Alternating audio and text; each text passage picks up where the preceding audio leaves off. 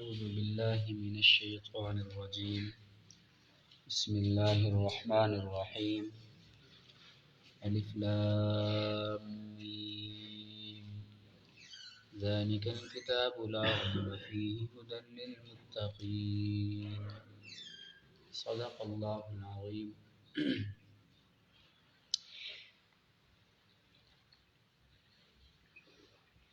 گزشتہ دروس کے اندر قرآن مجید کے متعلق کچھ اہم معلومات اور سورۃ بقرہ کی فضیلت و اہمیت ذکر کی گئی تھی۔ آج کے درس کے اندر جو پہلا کلمہ ہے الف لام میم، اس کے متعلق مفسرین کے اقوال ذکر کیے جائیں گے۔ یہاں ایک اصولی بات سمجھ لینی چاہیے کہ قرآن مجید کی آیات تین طرح کی ہیں۔ قرآن مجید کی بعض آیات محکم ہیں، قرآن مجید کی دوسرے نمبر کی آیات متشابہات ہیں، تیسرے نمبر کی آیات مقطعات ہیں۔ محکمات ان آیاتوں کو کہا جاتا ہے جن کے معنی بھی معلوم ہیں اور جن کی مرادیں بھی معلوم ہیں۔ مفسرین نے کتابوں میں لکھ دی، اللہ کے نبی صلی اللہ علیہ وسلم نے ذکر فرما دی، صحابہ نے بھی بتا دی۔ اور متشابہات ان آیات کو کہا جاتا ہے جن کے معنی تو معلوم ہیں لیکن ان کی مراد کسی کو بھی معلوم نہیں ہے۔ جیسا کہ قرآن مجید کے اندر ایک آیت آتی ہے مثال کے طور پر الرحمن علی العرش استویٰ، کہ رحمان عرش پر تخت پر جلوہ گر ہے۔ اب اس کا معنی تو معلوم ہے کہ رحمان کس کو کہتے ہیں، عرش کس کو کہتے ہیں، استوا کس کو کہتے ہیں۔ عرش تخت کو کہتے ہیں، استوا کسی جگہ متمکن ہو جانا، ٹھہر جانا، اور رحمان کا معنی رحم کرنے والا۔ لیکن اس کی کیا مراد ہے اس آیت کی، یہ کسی کو معلوم نہیں، اور نہ ہی اس کے اندر کھود و کرید کرنے کی ہمیں ضرورت ہے اور نہ ہی حکم دیا گیا، روکا گیا ہے۔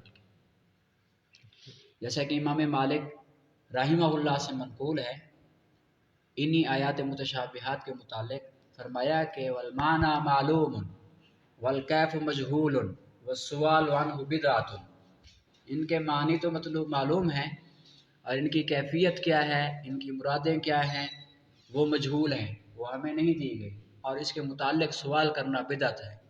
کوئی بندہ سوال کرے کہ اس کا کیا مطلب ہے، اللہ تبارک و تعالی عرش پر مستوی ہے، تو اس کے بارے میں سوال کرنے کی اجازت نہیں ہے۔ اس طرح قرآن مجید کی تیسرے نمبر کی وہ آیات ہیں جن کو مقطعات کہا جاتا ہے۔ مقطعات کے لغوی معنی تو یہ ہیں کہ جن کو وہ حروف جن کو کاٹ کاٹ کر پورا پورا پڑھا جائے۔ مثال کے طور پر الف، با، تا، یہ جو ہیں کاٹ کاٹ کر پورے پڑھے جا رہے ہیں۔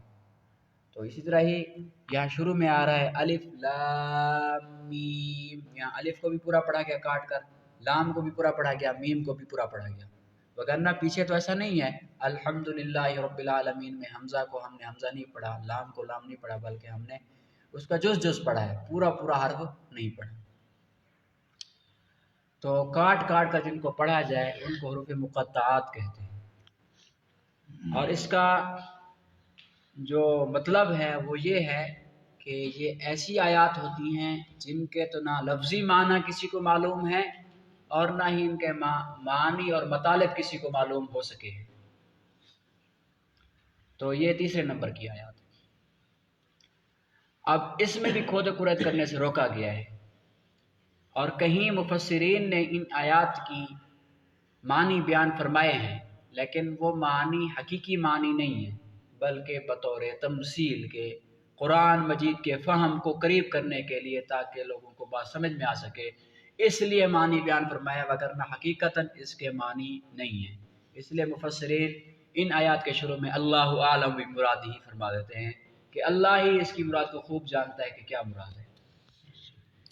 اب یہاں ایک سوال پیدا ہوتا ہے، صحابہ اکرام رضوان اللہ علیہم اجمعین کے ذہنوں میں سوال پیدا نہیں ہوا، اور رسول اللہ صلی اللہ علیہ وسلم نے بھی اس کی تعلیم نہیں دی، خاموشی رہی، لیکن کچھ عجمی لوگ، بعد کے لوگ جو تحقیق پسند ذہن رکھتے تھے، انہوں نے سوال کیا کہ جب ان کا معنی معلوم نہیں، نہ ان کے مطالب معلوم ہیں، تو پھر ان کے پڑھنے کا کیا فائدہ ہے؟ تو پھر اس پر صحابہ کرام رضوان اللہ علیہم اجمعین کے زمانے سے لے کر آج تک مفسرین کی مختلف توجیحات ذکر کی جاتی ہیں۔ سب سے پہلے سیدنا صدیق اکبر رضی اللہ عنہ فرماتے ہیں کہ لِكُلِّ کتاب سر وسر القرآن اوائل السورہ، فرمایا کہ ہر کتاب کے اندر کچھ راز و نیاز کی باتیں ہوتی ہیں، ہر ایک کو نہیں بتائی جاتی، اور قرآن مجید کی راز کی باتیں یہ صورتوں کے اوائل ہیں، اس لیے اس کے معنی اور مطالب لوگوں پر واضح نہیں کیے گئے۔ حضرت علی کرم اللہ وجہہ فرماتے ہیں کہ لِكُلِّ صفوة لِكُلِّ کتاب صفوة وصفوة القرآن اوائل السور، فرمایا کہ ہر کتاب کے اندر منتخب آیات ہوتی ہیں، چھانٹی ہوئی آیات ہوتی ہیں، باتیں ہوتی ہیں، اور قرآن مجید کی چھانٹی ہوئی باتیں یہ اوائل السورت ہیں، یعنی الف لام میم، الف لام را۔ حضرت عامر بن شرحبیل امام شعبی رحمہ اللہ، جن نے 500 صحابہ کرام رضوان اللہ علیہم اجمعین کی زیارت فرمائی اور امام اعظم ابو حنیفہ کے استاد ہیں، وہ فرماتے ہیں کہ ھذا سر اللہ لا تطلبوا، یہ اللہ کا راز ہے، اس کو طلب نہ کیا کرو، اللہ نے نہیں بتایا، تمہیں پوچھنے کی ضرورت ہے، وہ احکم الحاکمین ذات ہے، بتا دیتا تو ہم معلوم کر لیتے، نہیں بتایا تو پھر پوچھنے کی ضرورت ہے۔ اور اس کے علاوہ دیگر مفسرین میں سے امام رازی رحمہ اللہ فرماتے ہیں کہ جو صورتوں کے شروع میں حروف مقطعات آتے ہیں یہ اللہ تبارک و تعالیٰ کے اسماء ہیں۔ ایک روایت کے تحت فرمایا کہ اللہ کے 6000 نام ہیں جو اللہ نے مختلف کتب آسمانی میں نازل فرمائے ہیں، ان ناموں میں سے یہ نام بھی ہیں۔ اسی طرح امام ابن کثیر رحمہ اللہ نے یہاں فرمایا کہ یہ اللہ کے پورے نام نہیں ہیں، بلکہ یہ اللہ کے ناموں کی طرف مشیر ہیں، ان حروف سے اللہ کے ناموں کی طرف اشارہ ہوتا ہے، جیسا کہ الف سے اللہ کی طرف اشارہ ہے، لام سے، اسی طرح ہی کاف سے، لام میم سے مراد مجید ہے، ملک ہے، لام سے مراد للہ ہے۔ اور بعض مفسرین نے فرمایا ہے کہ یہاں الف لام میم سے مراد یہ معنی ہے، الف سے مراد اللہ، لام سے مراد جبرائیل، میم سے مراد محمد، کہ اللہ کی جانب سے قرآن مجید جبرائیل کے واسطہ سے محمد صلی اللہ علیہ وسلم پر نازل فرمایا گیا۔ اور بعض نے اس کی تفسیر یوں کی، نزل علیکم الکتاب۔ اس کے علاوہ امام بیضاوی رحمۃ اللہ علیہ نے ایک عجیب نکتہ بیان فرمایا، وہ فرماتے ہیں کہ یہ جو الف ہے یہ حلق سے ادا ہوتا ہے، اور جو لام ہے یہ درمیان سے ادا ہوتا ہے، اور جو میم ہے ہونٹوں سے ادا ہوتا ہے، یعنی یہاں حروف کی ابتدا اور انتہا اور درمیان کو بتایا، اور اس سے اشارہ کر دیا اس بات کی طرف آپ کا اول کلام بھی اللہ کے ذکر پر مشتمل ہونا چاہیے، آپ کا درمیان کلام بھی اللہ کے ذکر پر مشتمل ہونا چاہیے، آپ کا آخر کلام بھی اللہ کے ذکر پر مشتمل ہونا چاہیے۔ اور یہ توجیہ بڑی پیاری ہے جو امام بیضاوی رحمہ اللہ نے ذکر فرمائی ہے، اور اس کے علاوہ دیگر مفسرین نے مختلف معنی اس کے ذکر فرمائے۔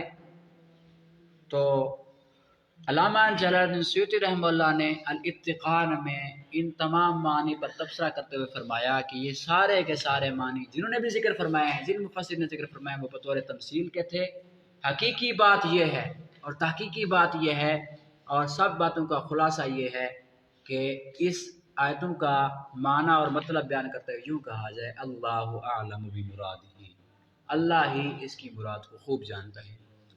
اس کی تائید بھی ہوتی ہے، حضرت عبداللہ ابن عباس سے کچھ لوگوں نے پوچھا کہ الف لام میم کا کیا معنی ہے، انہوں نے فرمایا کہ اللہ فرما رہے ہیں یا انا اعلم، میں خوبی جانتا ہوں اس کا کیا معنی ہے۔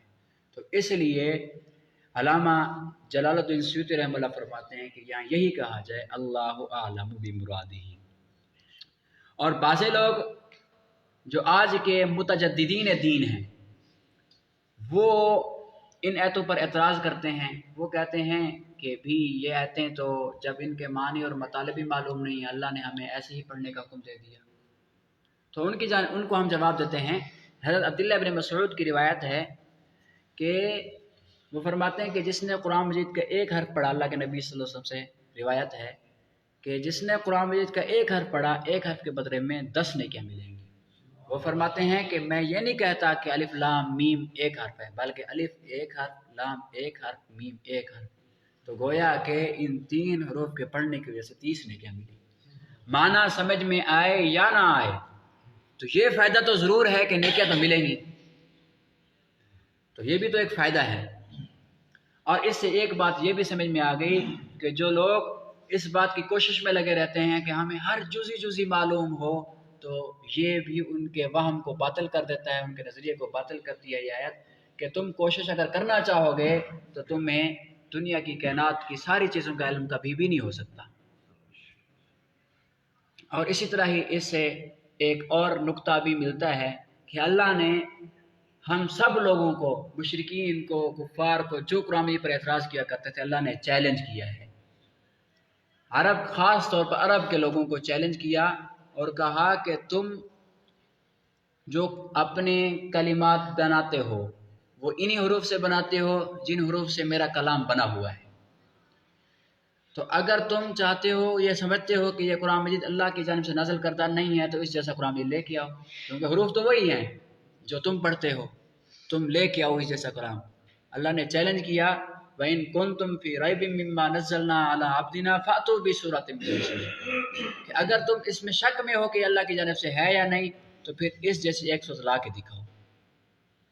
اور اللہ نے جن و انس سب کو ایک جگہ خطاب کر کے فرمایا، اے محبوب کہہ دیجئے لَإِنِ اجْتَمَعَتِ الْإِنسُ وَالْجِنُّ عَلَىٰ أَن يَأْتُوا بِمِثْلِ هَٰذَا الْقُرْآنِ لَا يَأْتُونَ بِمِثْلِهِ، اگر انس اور جن سارے جمع ہو جائیں اس بات پر کہ وہ اس قرآن کی مثل لائیں گے تو وہ مثل قیامت کی صبح تک نہیں لا سکتے. تو یہ ہمیں چیلنج ہے، سب کو چیلنج ہے. تو جو حضرات قرآن پر اعتراض کرتے ہیں تو وہ کہتے ہیں کہ اللہ کی جانب سے نازل کردہ نہیں ہے، تو پھر ان کو یہ چیلنج ہے کہ وہ لے کے آئیں اس جیسا قرآن. اگر لے آئے تو سمجھ لیا جائے گا کہ یہ اللہ کی جانب سے نازل کردہ نہیں ہے، اگر نہ لا سکے تو واقعتاً اللہ کی جانب سے نازل کردہ ہے، حقیقتاً اللہ کی جانب سے نازل کردہ ہے. اس لیے ہمیں قرآن مجید پر کامل یقین رکھنا چاہیے، اور قرآن مجید کے معنی اور مطالب جو اللہ نے ذکر فرما دیے رسول اللہ صلی اللہ علیہ وسلم کے واسطہ سے، صحابہ کے واسطہ سے، مفسرین کے واسطہ سے، ان کو مان لینا چاہیے. جن کے بارے میں فرمایا گیا ہے کہ اللہ کے راز ہیں، ان کے بارے میں خود قرید نہ کرو، تو اس کے بارے میں خود قرید نہیں کرنی چاہیے. یہ حروف مقطعات کی مطلب تختی بنا کے بھیج رہے ہوتے ہیں، کہتے ہیں کہ یہ برکت کے لیے کیا ہے، اس کے بارے میں. جی، یہ حروف مقطعات جو ہیں اس کے بارے میں جو حضرات شیوخ حضرات ہیں وہ یہ فرماتے ہیں کہ ان کو اگر مقطعات لکھ کر کسی گھر میں لٹکا دیا جائیں یا کسی دکان میں لٹکا دیا جائے تو اس سے روزی میں برکت ہوتی ہے اور فوائد حاصل ہوتے ہیں. یہ ٹھیک ہے، اس کے لٹکانے میں کوئی حرج نہیں ہے، اس سے فائدہ ہوتا ہے.